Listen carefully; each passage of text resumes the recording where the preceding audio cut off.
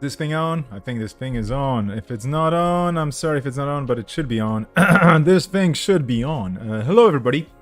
It's me again. This is Saturday, a certain day in September. I hear it's the 4th.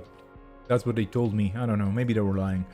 We are today going to play something wild, and by wild I mean it's gonna be Eternal, and by Eternal I mean it's gonna be the Eternal Testing Tournament, also known as the ETT, also known as the people playing this probably know way better than myself how Netrunner works. So, without further ado, I'm just going to very quickly give you a quick rundown, and I'm going to be introducing my co-hosts for today and dragging them into the channel, the audio channel, and then we're going to be kicking off. We should be kicking off the first round in around 8 minutes, so let me just very quickly give you a walkthrough of what it is, and I'm going to, of course, drag it straight from the Nisei website, where it was announced by LostGeek, who is the TO for today.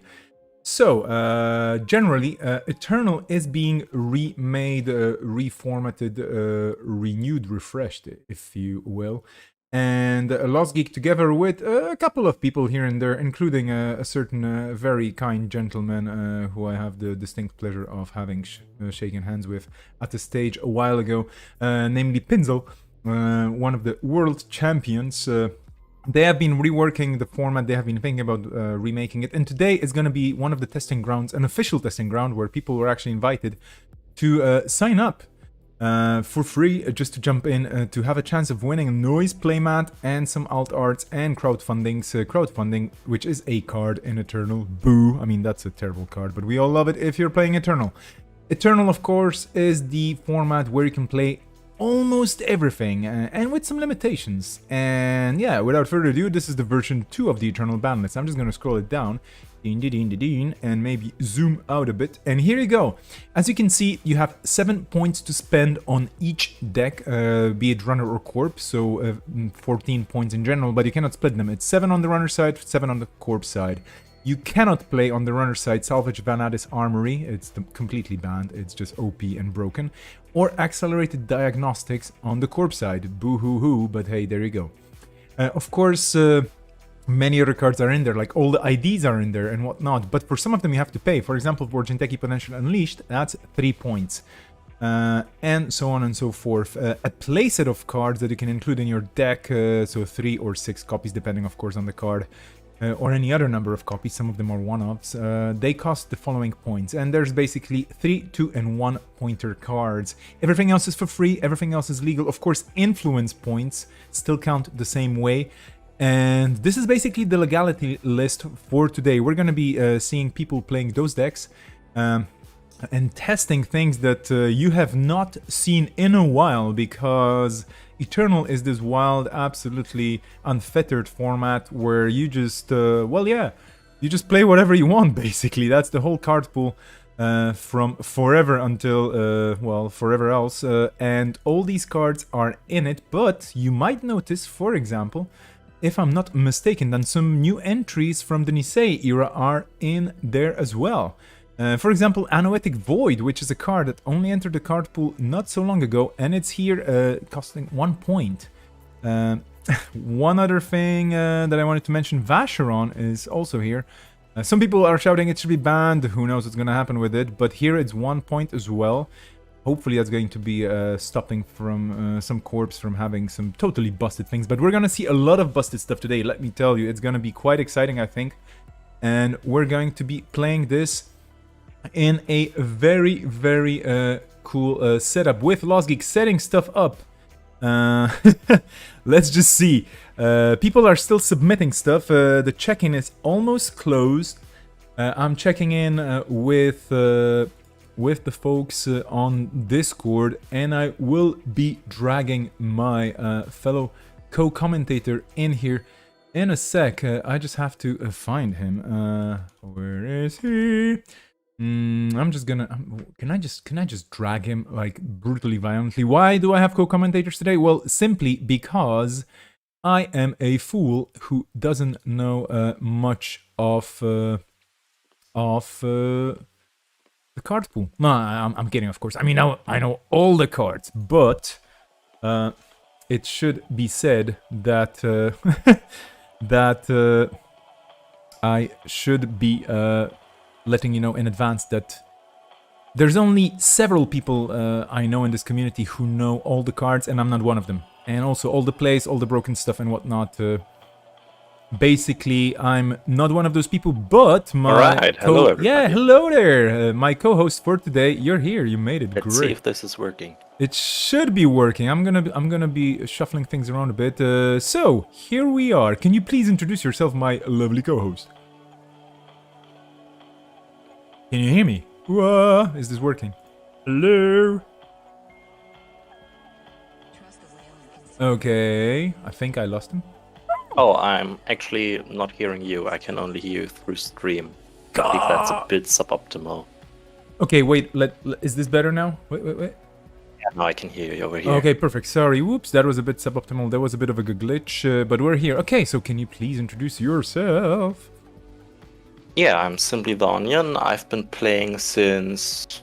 Well, I've been playing on and off since, like, I don't know, maybe about 2018, but I've never actually interacted with the community until the start of this year. So yeah, I'm not really one of those people who knows a lot about the history of the game, but I've been really loving Eternal so far. I'm pretty sure you're gonna be an invaluable addition to the stream, and you're gonna have a lot of interesting takes, because you told me a while ago that you were actually thinking of playing, but then things just got in the way and you were like, okay, well, to prepare and to test things, there's not enough time. And Eternal is like an ocean, right? I mean, there's just so many options in here. Yeah, it truly is. There are like way too many decks, and especially if you haven't played since the start of the game, it's kind of hard to figure out what is out there.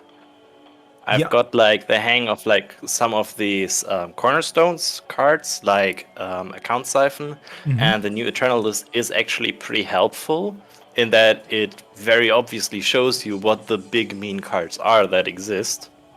So that's a nice point to hook in and try to build decks from there. But it's still such a vast format that it's very hard to figure out. Yeah, it's just, have you checked recently what is the number of cards in Eternal? I actually haven't, to be honest.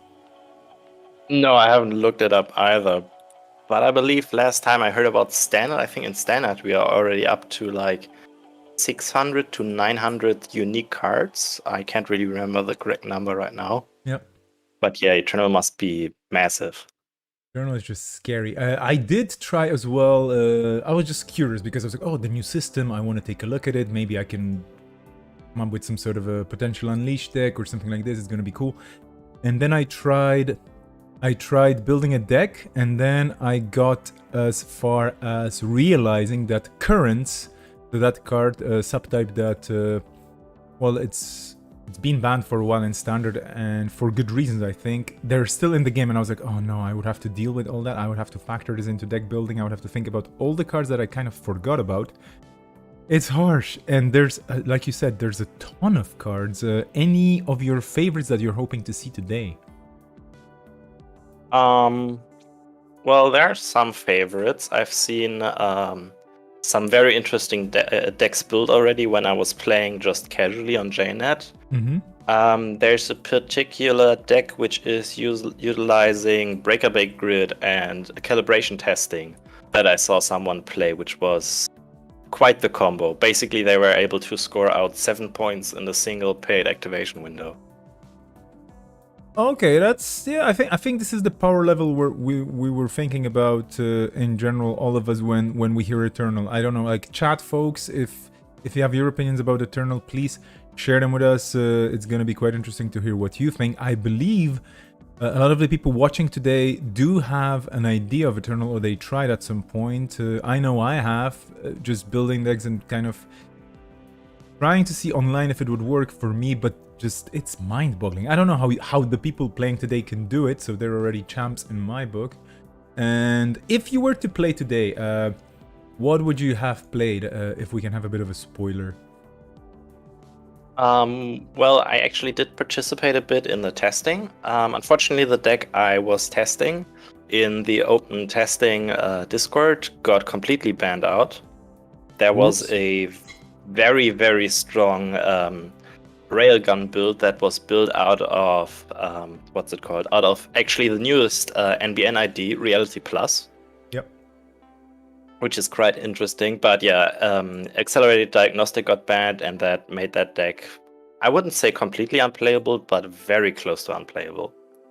So after that ban, I've been mostly playing here Counter Surveillance Lysa, which is very strong on runner side, and on corp side, I've been playing just a general fast advance Near Earth Hub, both of which were decks that Giles built. Okay, yeah, I think Giles, I haven't actually, I've seen Giles here and there playing different tournaments. He's from New Zealand, right? If I remember correctly, or from down under in general. Yeah, I believe so. Yeah, so we haven't interacted much in real time, so to speak, but I've seen Giles here and there at tournaments and so on. I didn't know that we have such a eternal constructor out there, so that's great to know. Like, all the people who are building eternal decks, thumbs up to you, because you're making this fun, and I think it's gonna be quite interesting to see what people came up with today. I'm really curious. I was thinking of, for example, starting some sort of a fun game. Well, fun, depending, but like some sort of a game where you have a bunch of shots of your preferred beverage, alcoholic, non-alcoholic, whatever, but every time somebody siphons, you have to actually take a shot, or every time somebody plays some really broken combo, you have to take a shot of whatever it is, be it raspberry juice, for example. But yeah, it would be quite funny to see, and I'm pretty sure there would be a lot of interesting moments for that.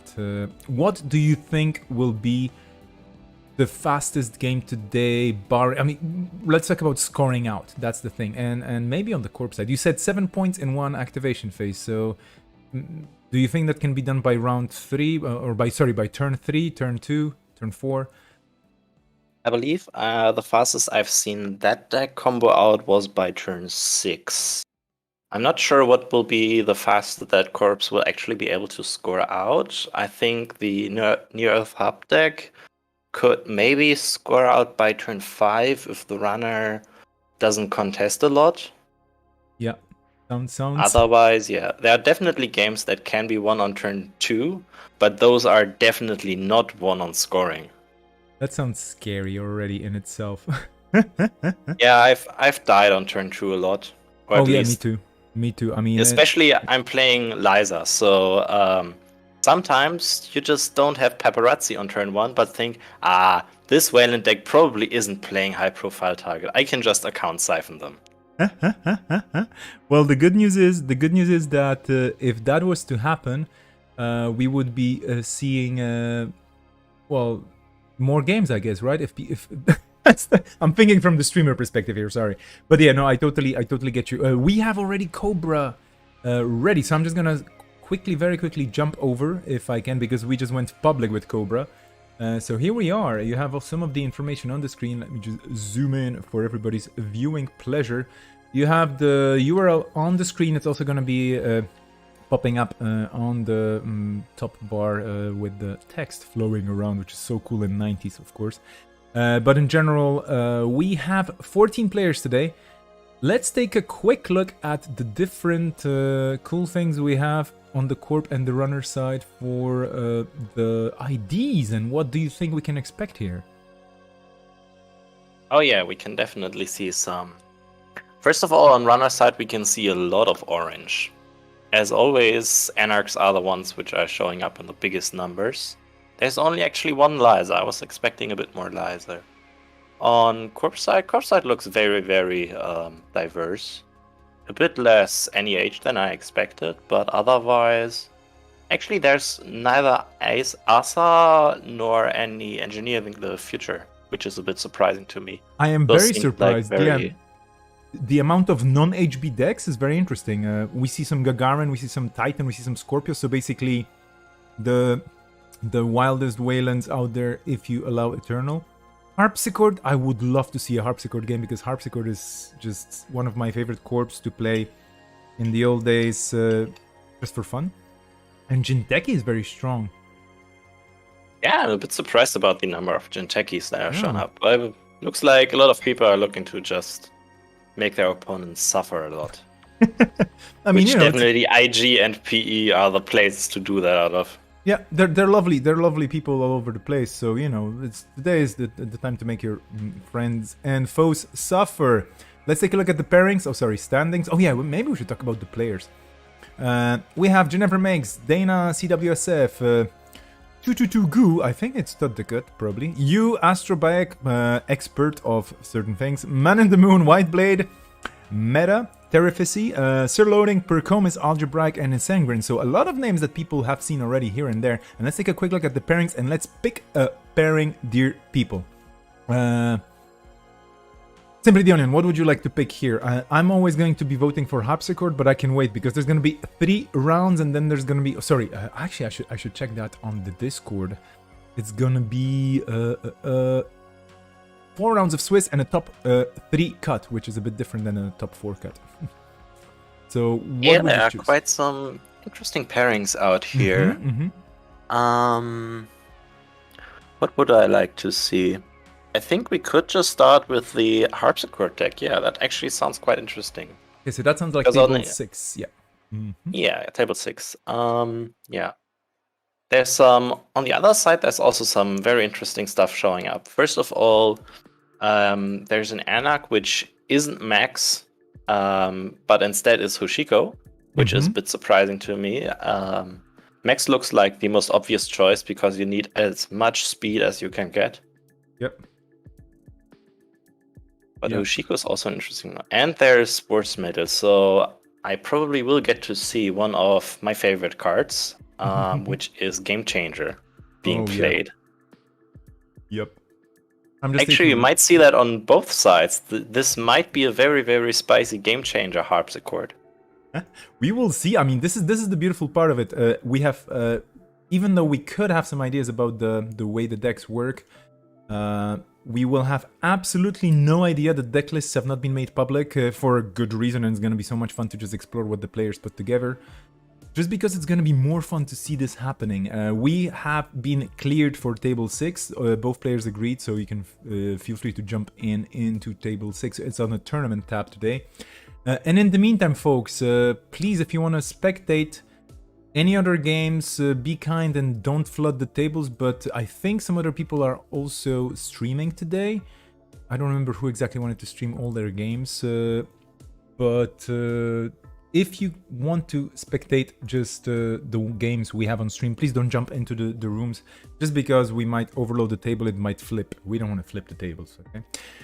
So we're gonna be kicking things off quite soon. The timer is actually on. They're gonna be on it in a second, and here we are. We are jumping into what is to be quite an interesting matchup indeed. In the left corner, Hoshiko Shiro. That's kind of a new ID, moderately new ID compared, you know, the whole Eternal time scale. But on the other hand, on the other side, in the right corner, we have Harpsichord Studios. And for those of you who have no idea what Harpsichord does, the text speaks for itself here, the identity ability. The runner cannot steal more than 1 agenda each turn. So is this going to slow the game down? Well, that depends. What do you think is the best panacea or the best cure for this particular ID ability? I actually have seen you play their Hoshiko deck, and I believe they do have a very good 3-letter answer to Harpsichord, which is a little mean guy called Imp. Let's see how this works indeed.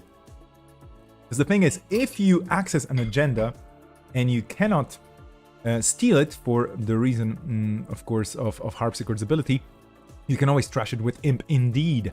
Scarcity of Resources, which is a card that many people love to hate, and I don't disagree.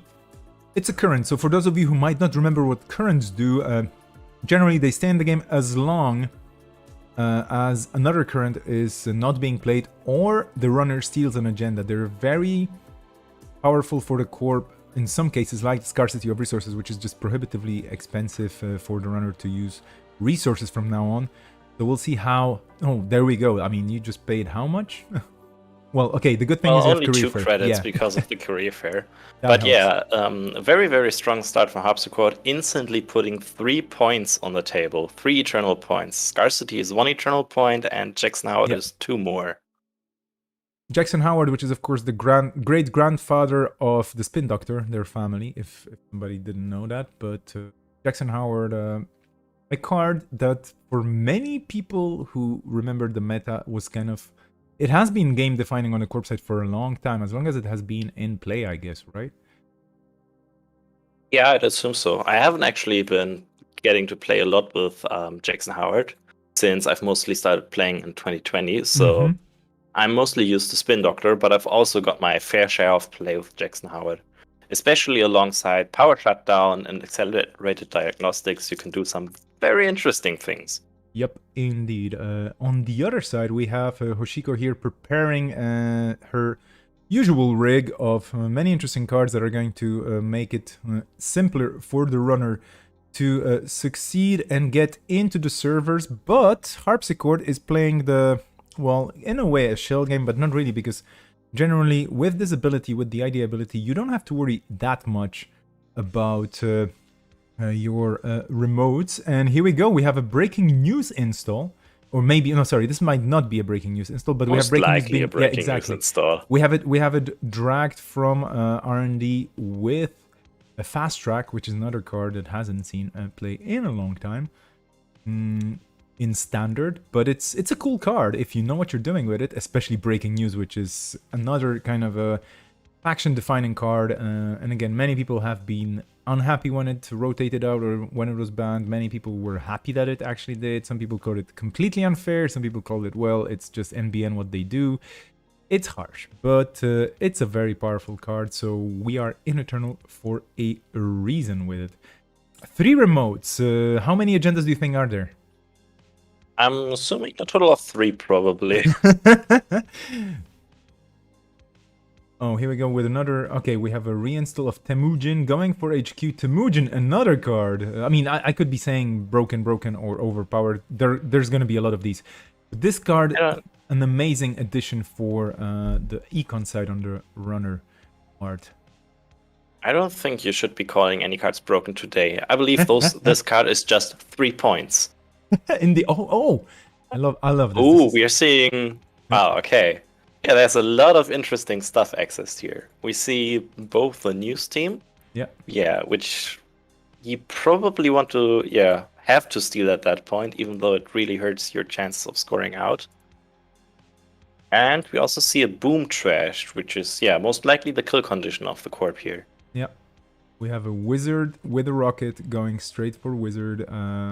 In the archives already, but probably, I mean, it's 3 dots, so chances are there's not going to be multiples of it. But then we already have seen archive memories, which is a great way of getting your boom back or additional amounts of boom. On the other side, we have a really old school, I would say, or kind of traditional Hoshiko rig with Paladin Poemu with Keiko. So I wonder where the really cool toys are going to be. Temujin contract, definitely one of those powerful things, so we're going all econ here. You going for basically money. Getting to that, Jackson. I have to say, this Paladin Poemo install, that must have hurt. Installing for triple its normal cost because of scarcity. Yeah, it's just fluffier, you know. I mean, it's a very fluffy otter, so for 3 credits it's fluffier. It's fluffy as hell, so basically. Here we go. An agenda stolen, which means the current is going away. Award bait. When the runner accesses award bait, you may place up to 2 advancement tokens on a card that can be advanced. So server 2 is advanceable. Is this a breaking news? We'll see in a second. But the funny thing is, do we have enough? Yeah, we could potentially. Oh no, there's not enough. No, there's not enough click to credit ratio to get the boom back with the archive memories and boom for 4. No, not yet. But that's probably part of their win condition. There's another thing that they could do to have a similar way to kill, which is just placing the breaking news on the table, I believe. Yeah. At least I'm predicting this is part of their win condition. And just using a new card, Seamless Launch. Oh, yeah. When it's already installed. Because, yeah, Harpsichord is able to set 2 or 3 breaking news at the same time, and Runner probably won't be able to get rid of all of them. This is the thing about the new cards that have been released after the FFG era of Netrunner, and I have to say, chances are that there are several broken combos in here that we haven't seen simply because Eternal has not been that popular in a while. But yeah, let's see if this is gonna be the case here. We do see a consulting visit, so that's probably another boom that's in the deck that you just can't just trash by paying 1. Ooh, and even more power rest here. Senses, I believe, is also on 2 points. Let me quickly check. Yeah. I'm just gonna very quickly try something new and see if the seamless launch card appears, just in case people are wondering how it looks. Yeah, it actually works. Okay. New stream features. Yeah, I'm testing stuff. You know, this is a testing tournament. I decided to test some stuff, so there we go. But okay. I believe we have now seen all of the points actually that are in the Harpsichord deck, which would be 2 points for Jackson Howards, 2 more for the Senses, and then there's a 5th point for the breaking news. Actually, no, we are still missing 2 points. I wonder what else is in this deck. Probably a Spin Doctor. Oh yeah, and the Scarcity. So that's 6 out of 7 points. I probably can expect another Spin Doctor here in that deck. Maybe there's also something else that they have, that they are paying points for. Will be very interesting to find out. Yeah, we'll probably figure it out sooner or later. I do hope that one thing that's gonna come out of this testing today and people are gonna be happy about it is basically all the cool things that they put into the decks that I will be able to try and test. Oh, there we go, Explorapalooza. That's a classic for Harpsichord when you want to make money, but it is 2 points. So now we have the runner on 2 agenda points, the corp on 2 as well. Oh, we have Award Bait again. That's number 3. And Sensi Actors Union. There is a very cool UK meta version of this card with famous UK folks on it. Yeah, and it's a card that when you look at it, when your turn begins, you may draw 3 cards if there's no ice protecting the server. If you do, add 1 card from HQ to the bottom of R&D. In general, you could say, yeah, this is just like a stronger version of Daily Business Show, right? I mean, in a way, like it's... The thing is, it's just so broken. But then again, you can trash it, right? The most important part, which people usually read over when they're first reading this card, at least it happened to me, is that you don't have to shuffle back one of the cards that you drew with the effect. Exactly. You can shuffle back any of the cards from your hand.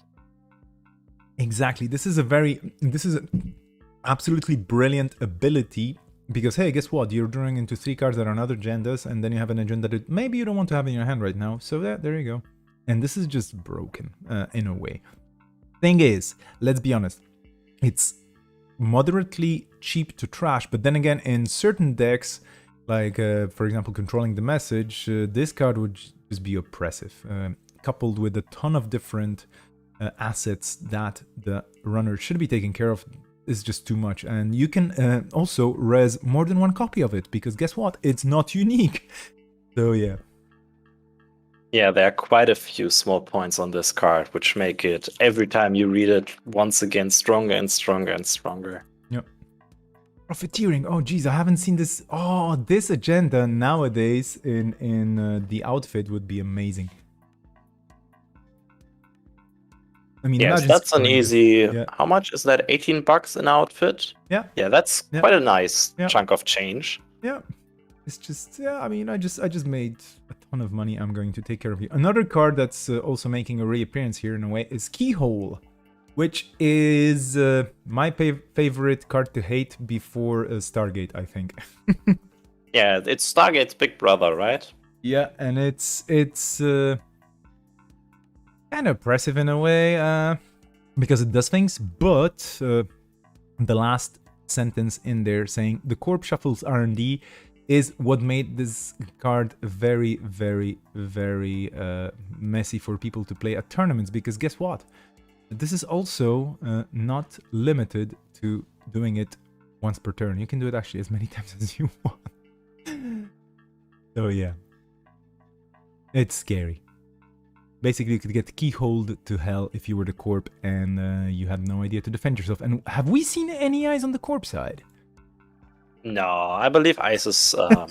I believe I've recently read a deck article which was saying that ice is the worst card type. So I'd assume there's nothing in here. Okay, but what would you agree with this very strong hot take that ice is the worst type of card? I mean, I believe that that's a very meta-dependent take, but in the types of deck that I sometimes like to play, definitely. Yeah, it is. Yeah, it is and kind of, yeah. There is actually one more card which is hasn't seen play yet, but it is in archives, which is the last point in this Harpsichord deck. We see 24/7 news cycle in the bin.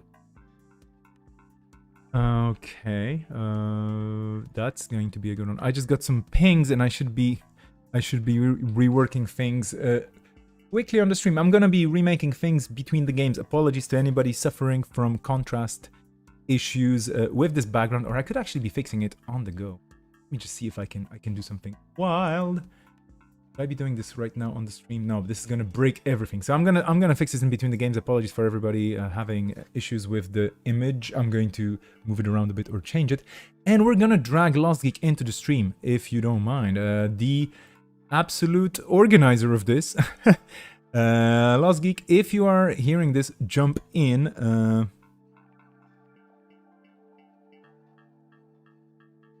And I'm just typing here. Probably take him a hot second because of stream delay, but he'll probably be here in a second. Absolutely.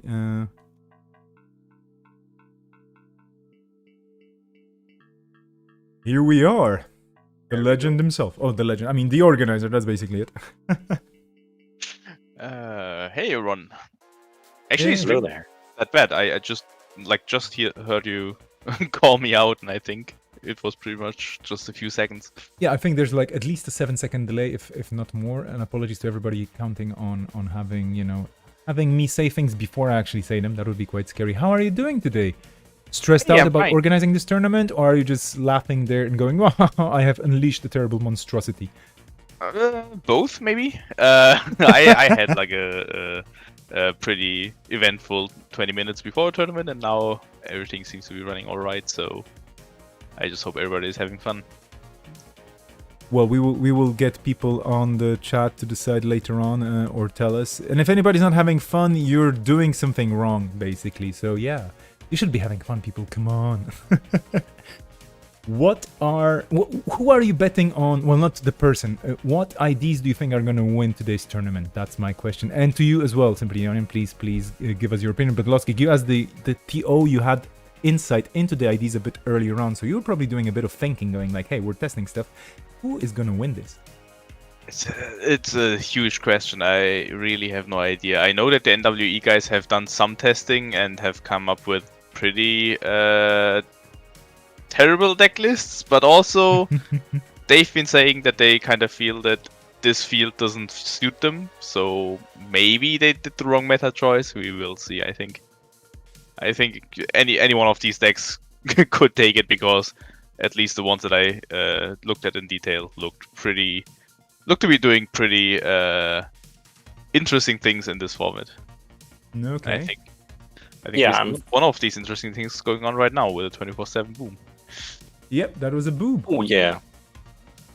There was actually a very interesting interaction a bit earlier in this game, which we were unfortunately talking over, which was that you was trying to use Employee Strike during a turn after they've trashed enough points to win into archives with Keyhole to try and steal all of these points at once. But fortunately, Man in the Moon had a Jackson hidden away on the table and was able to save those points. Yep. That was very close. And look at this. The runner has 6 agenda-like cards in their scoring area, and that's only 1 agenda point. That's just pain. Okay, but that was turn 9, 15 minutes. So we're going to go into the remake of it. I'm just going to be pressing some buttons in the background here very, very quickly. Trying to... now you're seeing things you shouldn't be seeing. Woo-hoo-hoo. Sorry for this. I totally hacked the planet. Why did this happen? This is weird. This is so bad. So unprofessional also. But anyway, here we go. We're going back into Jinteki. Yeah. There we go. That was very unprofessional. I'm sorry. It just, for some reason, things open in ways that they shouldn't have. Okay, let's go into the tabs, and I'm just going to very quickly fix the thing I was promising to fix. Hopefully this is gonna make it easier on everybody's eyes. Nope. So, what about you, Simply Young? Which IDs do you think are gonna win today? I may have asked you that earlier on, but I think do tell. Yeah, I'm very much unsure. I mean, numbers-wise, it looks like Wizard is the most played one, but I do actually think that someone probably figured out a very mean DLR max, and I believe that probably, hopefully, will come out on top. Yep. On runner side, on corpse side, it's very hard to say. I mean, I do love this Harpsichord deck we just saw. And I really hope that neither of the 4 Jinteki prison decks will actually be able to secure the top spot, because, yeah, that's not an archetype I want to see be the best in the format. I actually do love sports, so I hope that some sort of game changer sports deck will be able to get there. Okay, I mean, sports is awesome. I do love me some sports metal for different reasons. Probably my favorite HBID, absolutely. And right now on the other side of the table we have Ayla, who hasn't seen a ton of play in general, but she has this very particular ability which some people liken to the one, of course, by Andromeda. But this, of course, has to have a bit of a shaper flavor to it, because you're basically able to move things around a bit differently, and it's more of a backup for your plays. And we have here the card that I'm not gonna say anything about. It's probably like 15 points in this format, right? Employee Strike. Oh, geez. Any personal? It's 1 point. Yeah. Does any of you have like any personal war stories to share about this card? Because I could quote a few, but I don't want to, because, you know, it's just traumatic for me. I actually have nothing to share about it, because only time I've actually been playing with currents has been in Eternal. I don't know if you have anything terrible that has happened to you because of Employee Strike. Yeah, like for me also, I started playing in 2018, so I have been playing in a time where currents were active, but a real war story, I don't know. Like, I've been playing a lot of MT, and seeing an Employee Strike on the other side of the table did make one sad, but the deck had enough other very high-powered cards so that it could, deal with that pretty easily. Yeah, I think this is basically the part here. Of course, Employee Strike is a powerful card, but then again, on the corpse side, you do have cards to deal with it if you have to. So that's the good news. Oh wow, we have a Director Haas pet project here. Not bad at all. Also another blast from the past in a way. Somebody wants to go fast here, huh? Yeah, definitely. I mean, both sides probably want to go fast. Yeah. Man in the Moon has actually been following one of the main game plans, which is very important against sports metal, which is get lucky and access veteran early. Oh, and then you're actually scoring your Hyperloop, which is important because the money might be important here. And this is another thing that, for example, I have no idea about because I haven't played that many Eternal games. The economy probably is a bit more how would you say it, swingy maybe, like Lost Geek, from your testing, did the team notice that credits just go wildly from 0 to 25 in a matter of a turn because I don't know, people are using some really amazing combinations, or is it more like good old school Netrunner, nothing goes really off the rails money wise, credit wise, but there's just more options on the table? I think it really depends on the matchup, on the deck. Some decks make do with very little money, especially DLR decks that just have set up and are using something like Dummy Box or so to protect their stuff. They don't really need money. They just hit the DLR button and wait around for a bit. But other decks can also work on very low credits. Stuff like IG has all the things that they need on the table and do not really care about getting siphoned down to 0 credits. But on the other hand, in the game that we saw beforehand, we had decks that easily went up to 20 or 30 credits. So I think both are definitely possible depending on what style decks are playing. Okay, I think I have some... Okay, that would make a lot of sense, absolutely. With this wider card pool, definitely a good observation that there's just so many different things on the table in so many different ways that it's kind of hard to judge straight away. Here we go with a new school card, Jailbreak, going into HQ for a double access. In the meantime, if anybody in the chat has any questions, comments, or anything, do let us know. We are following the chat here. I do seem to have some technical issues, as always, so don't worry about that. I'll be fixing things on the go. And I'm gonna leave the two of you right now to commentate actually on the game, because maybe that's what's missing, huh? So go for it. I'm gonna mute myself for a while and fix some stuff in the background, as I should always. If there's smoke rising from the screen, I'm sorry for that. Yeah, what do we have on the table so far? Looks like game is going very much in the direction that sports doesn't want it to go. Runner got a few too many points too early, so they're probably really struggling to try and protect their centrals right now. Yeah, but on the other hand, the runner is also on 6 points, so or more importantly, on 4 agendas, which means that cards like Fast Break or like Game Changer are really turned on. So if the cards come in the correct order, we might just see a combo at this point with stuff like Breakaway Grid, Calibration Testing, and Arella Salvatore. But That is true. For that to happen, we would need 2 team sponsorships, and I think, at least from this point on, where they have drawn so many cards with their first 2 clicks, there is no way of doing a combo at this point. So Man in the Moon will have one more turn to try to find some points before the Corvus may be able to do some combo stuff.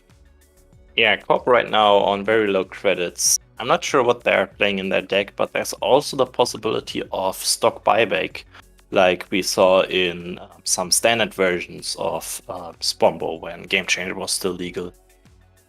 Yeah, with all of that money from that card, they would be able to maybe even combo out without a breakaway grid. Otherwise, yeah, they are definitely in the money hole right now. Yeah, and with a Temujin on HQ and a probable res at this point, yeah, there we see a res and a fire. Seems the breaker that Man in the Moon had in mind was too expensive at this point, so we will see. Yeah, I wonder what breaker they are using. At first, I was actually expecting them to be some kind of diaper deck, using Ayla's ability to hopefully fetch out combo pieces, but it looks like they're actually on some kind of value control plan, actually. Very interested to see where that deck is gonna be going. Yeah, with Temujin on board, I think most like combo-y options seem pretty unlikely. Yeah, we've actually seen 4 points from them so far. 3 in that Temujin, and there's actually also an employee strike in the heap. Yeah. So I guess they could play Hyperdriver, but that locks them out completely out of any other point options. And with this kind of setup, I'd probably expect them to be on something like... here we go for deep data mining. Yeah, that's some pretty nice multi-access. I probably expect them to be on probably film critics and other low point stuff like that, which very much fuel this type of control game plan, which shapers are able to go for. I think they're now seeing 5 cards with the turning wheel and the 3 additional deep data mining accesses. So this means they're seeing all the cards that the Corp has already seen with the Architect, and even 1 more. But it seems like there were no points in those cards. Wow, okay. R&D holding up strong. Yeah.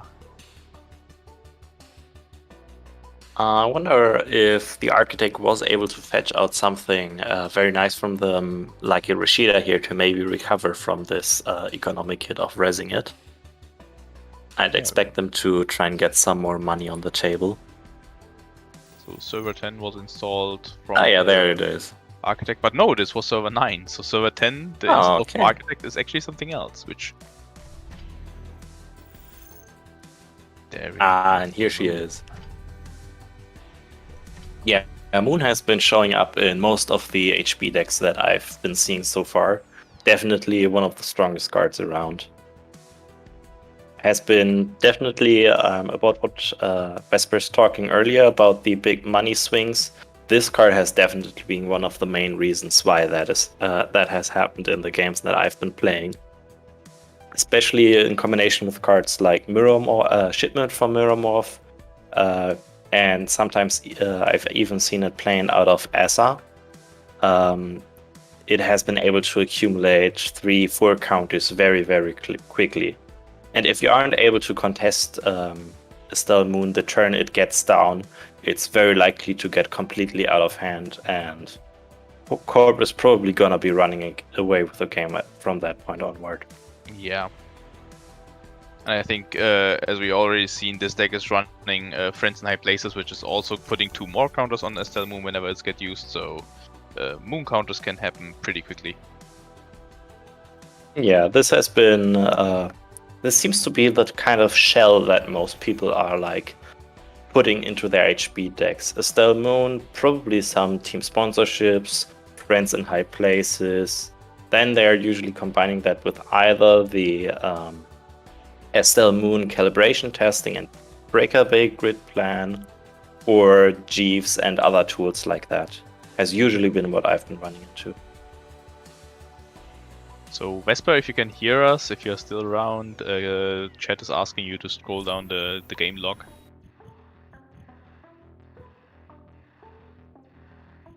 I am absolutely here, and this is going to be very good training for tomorrow's Intercontinentals. But yeah, definitely technical things happening, because somebody decided to go up to 13 servers, or actually, well, not 13, but like server number 13 on the remote side. I'm happy this is only happening in the second game. We didn't see that in the first game much. So yeah, there might be some scrolling out. I'm really sorry if there are some technical issues on anybody's side with the reception of the stream, but working hard on it. Oh, there we go. I'm zooming out even more. So 7 points. No, actually, we only need 6 points on the Corp side. 6 points in one turn. What do you think?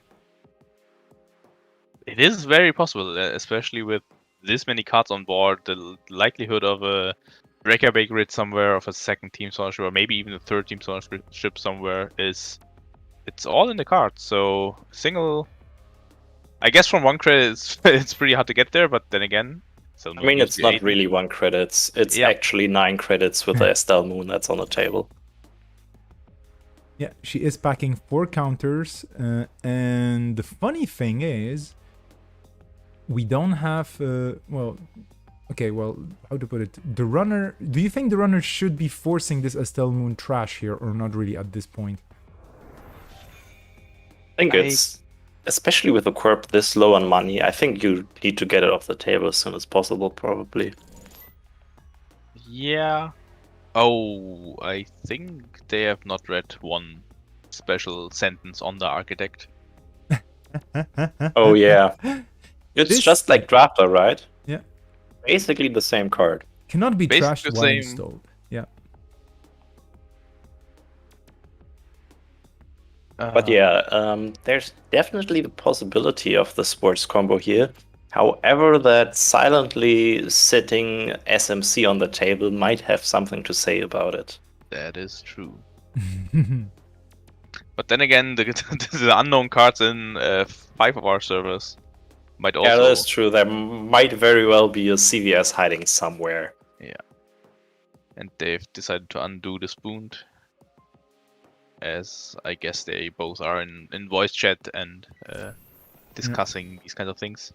Yeah, we had in the chat Sanjay saying thank you, thanks a lot, Jeremy Zwern. Jeremy Zwern was of course the 2012 world champion, so I think the first world champion, right? Yeah, I could be getting this wrong, but I think one of the first world champions in the FFG era who got to design a card. There we go, points! You're beating Sports on points because Sports will have points, and you got to 7. Okay, that was 2 quick games, taking more or less half an hour altogether. The rounds today are 65, right? I believe that is the timer that I saw being set, yes. Yeah, that would make sense. So that probably means we have a chance of hopping into a different games. into a different game or two. And let's just take a quick look and see what's out there still. We have... Oh. I think that was actually the only... No, we still have table 4 and we have table 5. Table 4 seems to be self-destructing right now. Yeah. Okay, so table 5 So is the table only 5 fix. is left over. Table 5 it is. We're jumping into table 5, where we see Edward Kim, also known as MC Hammer, of course. And on the other side, we have the illustrious Scorpius Defense Systems, loved by everybody, including people who actually hate Wayland. I mean, this is a brilliant ID. It has a very cool ability. Whenever a runner card is trashed from any location, you may force the runner to remove it from the game instead of adding to the heap. Use this ability only once per turn. Scary stuff. Yeah. Oh wow, there's some big cards being slapped on the table right here. Yep, this is a Magnum Opus. Wait, Magnum Opus doesn't cost anything, right? Doesn't have any point value on it in the Magnum No, Opus it's doesn't, free. and generally shapers are pretty free to do anything in this format, because at least in testing we didn't find any shaper list that reliably used up all 7 points, and also none of them really were that problematic, although some are pretty strong. I believe there are actually only 2 Shaper cards right now which are pointed, right? Yes, there is False Echo is Shaper, right? It's been used in Shaper a lot. No, then there are 3. False Echo, Hyperdriver, and Film Critic. Oh, Film Critic. Yeah, Another that's illustrious true. card. Yep. Okay. Although gentlemen. Film Critic only being 1 influence point is barely a Shaper card. Yeah, Film Critic sees a lot of play everywhere. I'm gonna leave you to it. I'm gonna be on the chat again, but I am listening in, so go for it. Yeah, talking about Film Critic, we do see actually 2 here on the table. And it is a very, very important card when playing against Scorpios, because Scorpios loves to play a certain program destruction card called Handle Seeker, which is only playable when you steal an agenda, which Film Critic smartly gets around by not technically stealing it, but first hosting it on the card and then adding it to the score area. Yes. So I think in this game at least we will not see Scorpios do a lot more, as most of the relevant cards are installed. Although they might still have some tricks up the sleeve with arc lockdowns or something like that, which some Scorpios also played just as an additional way of hitting those unarcs who are trying to get around their trash clauses. Yeah, that is true. There are quite a few more ways to trash programs in theory in Scorpios other than just Hunter Seeker. Some actually like to rely on Salem Ibrahim, I believe, too. Yeah, there's Ibrahim's Salem. Although I don't know what Salem actually did. There's the Salem's Hospitality. I don't know if you are thinking of that one. I believe they are using both. I have to remember myself. Let me quickly look up what Ibrahim does. But yeah, Salem's Hospitality usually is also something they like to use. Which is you play it and you can name 1 card and reveal the runner hand. If they have that card in hand, you trash it. And obviously that trash triggers Scorpios' ability, which then allows you to remove a breaker, which you named completely from the game. And then hopefully being able to use your eyes to...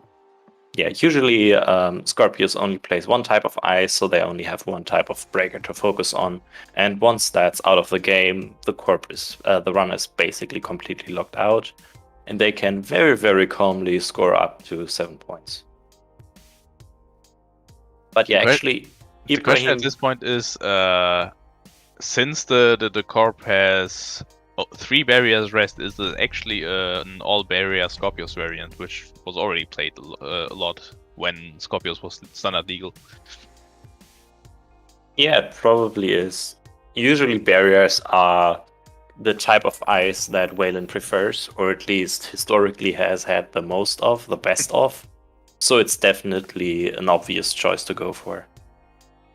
Yes, definitely.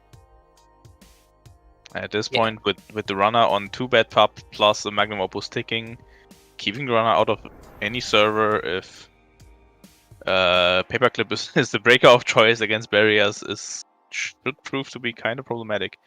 We are seeing an under the bus trashed here by Edward Kim, which would trash connections. Yes, that is Opus probably choose. their tech choice to get rid of Film Critic. Yes. I'm interested to see what else they are using. I've also seen. First of all, I quickly looked up what Ibrahim Salem does. He actually lets you, at the start of your turn, just name a card type, look at the runner grip, and trash one of the cards with the name type. So you actually just call program and hope to hit probably Paperclip out of their hand. So that is definitely an option that they do like to go for. I've also seen some versions look to use some kind of bounce effect. Usually they use Hatchet Job for that, which is, I believe, 0 cost, trace 5.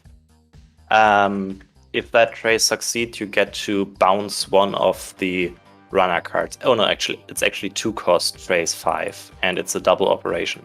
But if the trace succeeds, you get to bounce one non-virtual card from the board into the runner's hand, which usually then is combined with the previously mentioned Salem's Hospitality to then name that card and remove it from the hand and subsequently from the game.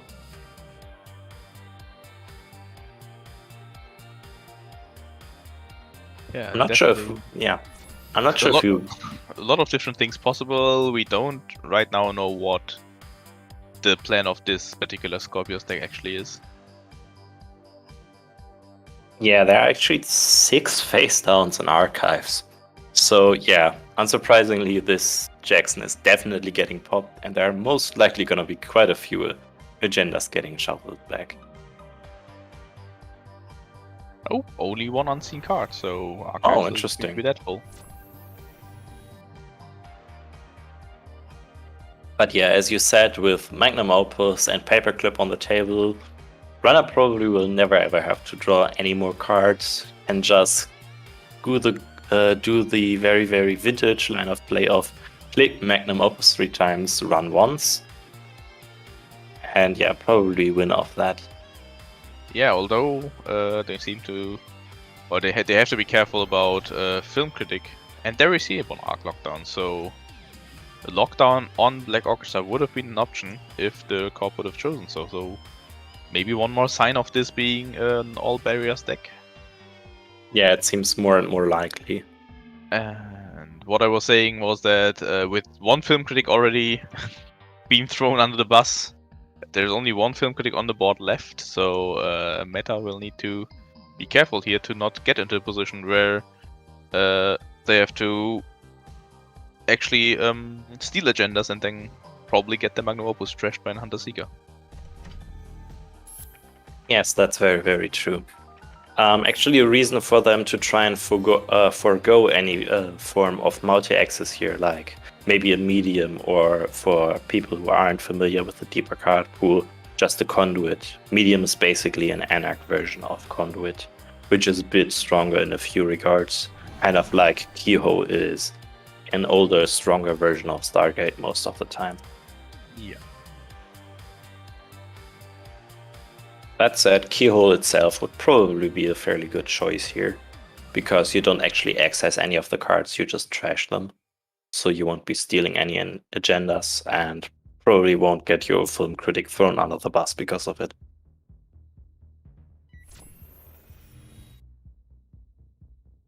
Oh, we do also see an all-seeing eye trashed. So there has to be some way of actually tagging the runner here and using that to probably get rid of Film Critics and other problematic cards like that. Although I have also seen the All-Seeing Eye getting used to combat the DLR decks, which tech themselves, so this might also be a pretty narrow tech card. That's a pretty sweet use for that too. And we see the runner stealing above the lower, so at this point Hunter Seeker might be online if it is in hand.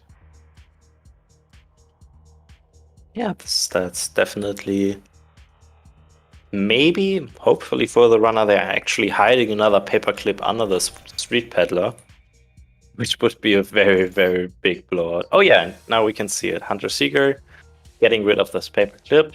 Scorpius doing Scorpius things. And now, yeah, this is how Scorpius swings their games. You feel like you have them in complete control, completely locking them down. And once you access a single gender, suddenly you're locked out of every single server. Yeah, and that's where the all barrier aspect of Scorpios comes into play. Because if you're only playing barriers and have removed all of their options of breaking barriers, that means you can probably just start scoring behind Nice Wall.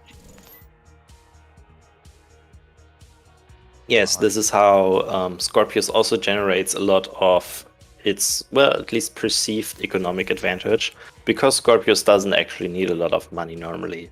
They just play some very, very cheap barriers, wait until you steal an agenda or two, and Hunter Seeker only costing 2 allows them to still get rid of your breakers anyways. So they don't actually need to try and engage in an economic war with you. They can just, wait it out basically most of the time.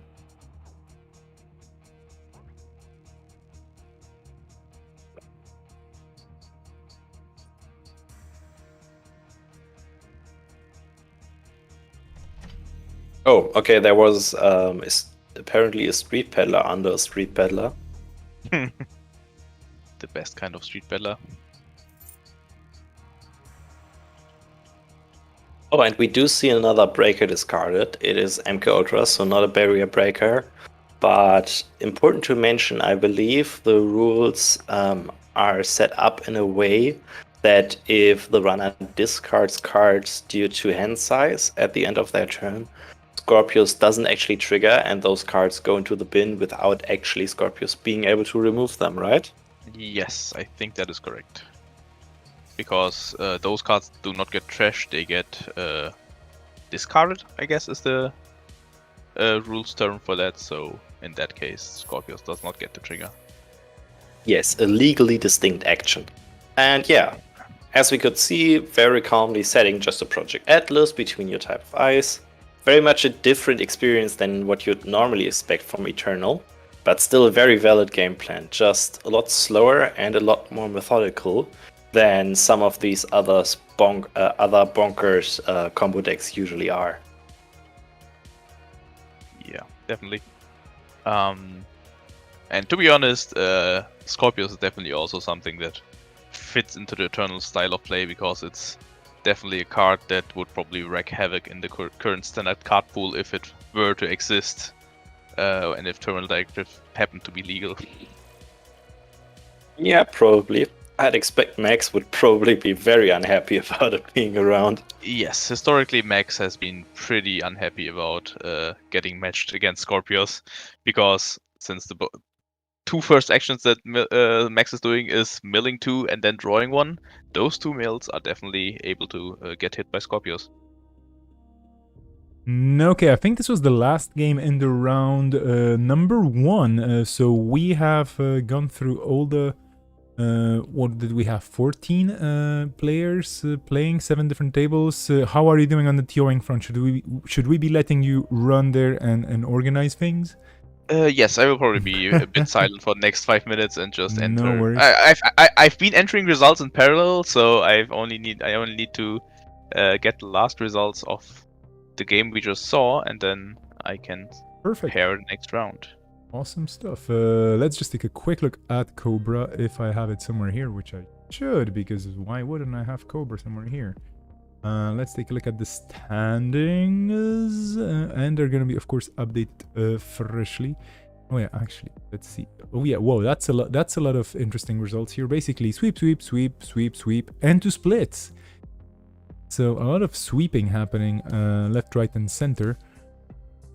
And we're gonna be going into round 2, I believe. So I should be updating things as well.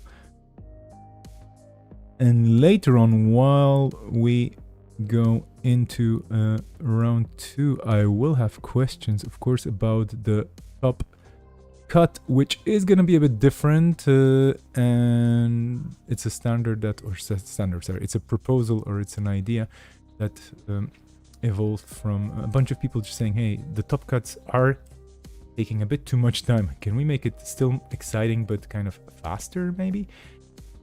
But anyway, here we are with the 5 players on 6 points here with a wide array of IDs, and I'm not going to, of course, be quiet about the fact that we have 3 Waylands in the top so far. But of course, this is only round 1 of 4, so it's gonna take a while to get some proper results. But let's see how this is gonna work out for the Waylands in the coming rounds. Gotta love seeing Harpsichord high. This is gonna be my bet. I want to see Harpsichord in the final. 3 more rounds to go, and we haven't seen anything too scary right now, right? It only has been so far like, okay, yeah, we do have cards from the Eternal pool, but there was no whoa moments. It was more like, yeah, okay, people are doing things, cards are being played, there are some good moves, there are some very strong plays, but nothing was eternally broken, so to speak. I mean, there are definitely some broken things probably happening. I'm very excited to see some of these top tables. Actually, we can see 2 of the Gagarins, or actually all of the Gagarins technically, have made it to the top. Yeah, it's so. Is it a mirror match though? It's Gagarin, Deep Space, and Wizard on both sides. That could be a mirror match. I wonder who tested together. I don't know. I can't speak about this. No, I definitely have no information.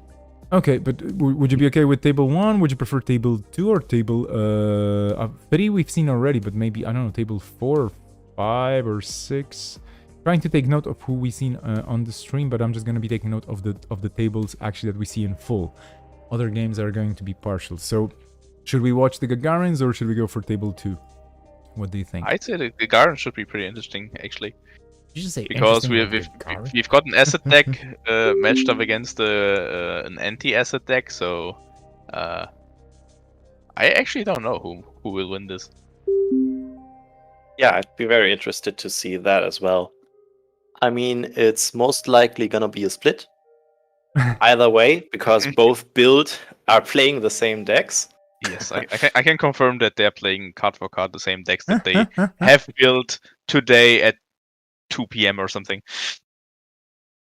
I'm actually quite sad that Tutgetut didn't bring their asset deck. I played a few times against it in JNet Casual, and I love the whole Breaker Bay, what's it called, calibration testing shenanigans that they were doing. We're in there starting, so jump in. Table 1 is the place, and we're gonna be going to Ginevra's table at some point as well. Absolutely. Isengrin is going to be on stream as well. We're going to be jumping to all the tables that we can. But for now, the Giants are here. So Wizard, one of the meta-defining cards of its time.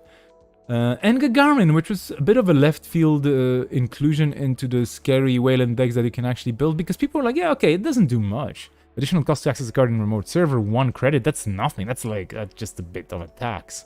And then some cards happen and people were like, wait a minute. What just happened? And Gagarin started being a bit too oppressive and too scary for most people. And then it just rotated out quietly, of course, because in space, a lot of things rotate, so Gagarin rotated out as well. And also in space, things are always quiet. Absolutely. We have the process, folks, saying, finally, real Netrunner. Welcome the process. If you don't know the process, I assume this is their account.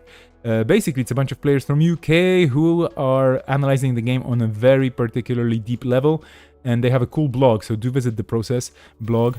And let's just jump into the game because it's going to be exciting. I'm going to be navigating again, but it's over to both of you. Do it. Yeah, there you go. Gagarin is doing Gagarin stuff. Yeah, very, very classic asset stuff. I have 3 assets. I play 3 assets. But even better, I only have 1 asset, and I'm searching for the rest of the assets from my deck because Mamba City Hall tutors Alliance cards, and both Chiefs and Mamba Temple happen to be one of those card types. Yes, that's true. I believe those cards are actually quite nice as well. Alliance has definitely been, I believe, the main mechanic that has definitely powered asset spam over the times, right? Yeah, Being most able of to the include asset decks all have of been these. using some form of Jeeves, Mamba temples, etc. And these cards also have found their way onto the several different ban lists and restricted lists over time. So in this case, this Gagarin deck is actually paying 2 points to play Mamba City Hall, and yeah, I think that's the only eternal points that we are seeing at this point. But I'm sure there will be more coming in the future. Well, you are especially sure about that, I believe. I am, but I don't want obviously don't want to reveal any hidden information that should only be available to me as a hero at this point. No, obviously not. Yeah, but there. Normally, another thing about asset spam, at least as we've seen so far in Standard normally, which is basically only played out of CTM, is that they are usually having a very, very hard time in fitting one of the best money engines into the deck influence-wise, which is Commercial Bankers Group. Funnily enough, Commercial Bankers Group is a Wayland asset, and Gagarin is also Wayland, so they don't have any problems with filling that in.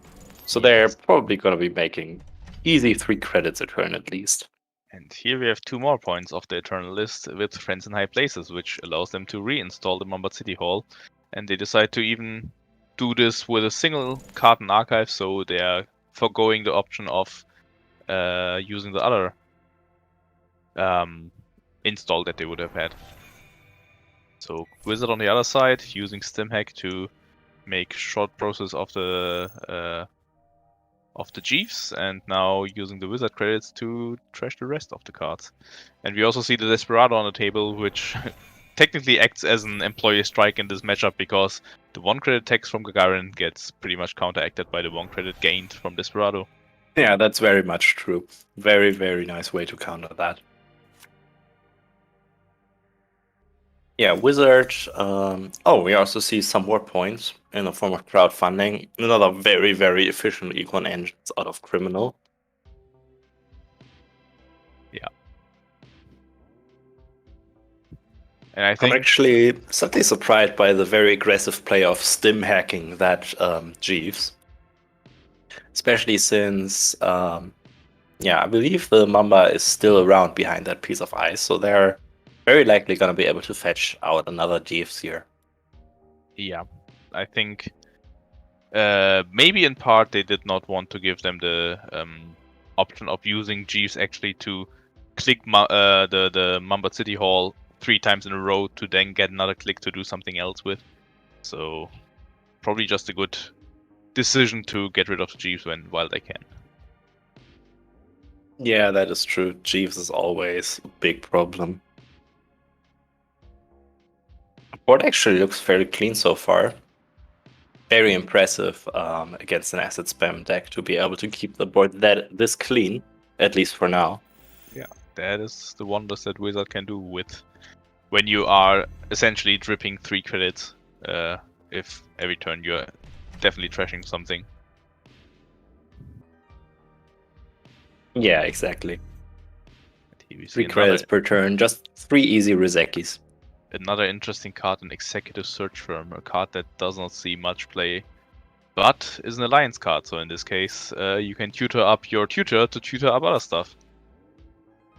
Yeah, there seems to be a lot of redundancy in this Gagarin. Yes. Makes it very, very difficult for the runner to actually contest effectively. Because, basically, the main plan for players against asset spam should usually be to trash the key pieces. But if the corp is able to provide this much redundancy in those key pieces, runner is most likely going to be falling behind and will be unable to trash all of them, which then will slowly get the asset spam the advantage they need to win the game. Yes. And at this point, we also see Blue Moose on the runner side, which is even more drip economy. So they now have the 1 credit from crowdfunding, the 1 credit every time they make a successful run, and 2 more credits pretty much every single turn, since they will most likely have cards in their heap that they can remove from the game. On the corp side, we see now why the executive search firm is getting played, because it now can tutor Estelle Moon, and Estelle Moon can start collecting counters. Yeah, an incredible amount of value being generated here. I'll be interested. I mean, you obviously know, but I'll be very interested to see how this Gagarin is actually planning to win the game. I would love to try to see them score out, but I'm somehow getting this feeling by Contract Killer being accessed that that's most likely not going to be the case. Yes, it definitely looks like this deck is not planning on scoring any of their agendas. And with cards like Museum of History and I guess we didn't see any further cards to hide agendas. I think their plan definitely is to keep the agendas in R&D as much as they can and just build up a board that the runner can't deal with.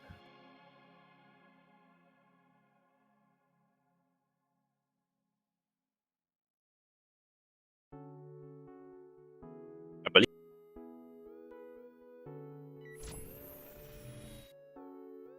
And Wizard once again, yeah, has to do the thing where he has to go hunt them down again. I'm very surprised about actually how Wizard looks. Usually, because he seems to be running a lot.